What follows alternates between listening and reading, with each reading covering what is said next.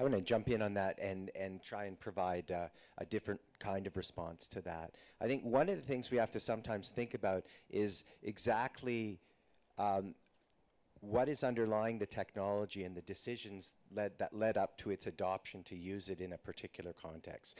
So whether it's iPads in the classroom, whether it's PowerPoint in the lecture hall, you know, there is a whole sort of political, economical analysis that underlies why those tools are being used. And so I think it maybe shortchanges the problem a little bit to simply say, oh, we just need to better distribute the technology, as though the technology is a magic pill that solves everything in that way. I totally and completely agree with you that there are access problems, and that part of the solution to those access problems is to making sure that the technologies that are being used are accessible to a wider range of people, to everybody who needs to use them.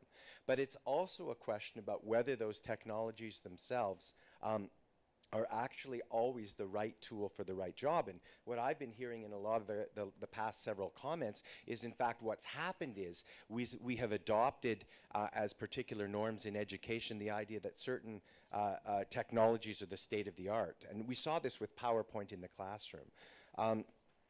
In the early 2000s, everybody who was into tech was using PowerPoint in the classroom.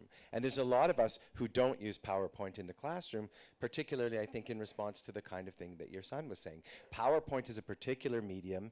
It tends to be used by somebody who's conveying information to other people, and it tends to make those people, unless it's used really effectively, as passive sort of recipients of knowledge in the classroom, and it doesn't engage them in ways that you said that your son was bored. So I think part of the question that, answering the question that you're asking, which is a great question, involves asking the deeper question of why is that technology there in the first place, and to what extent do we need that technology? To what extent could we be doing other things to foster the same skill set? And then to ask questions about how we promulgate all of those things in ways that provides greater access.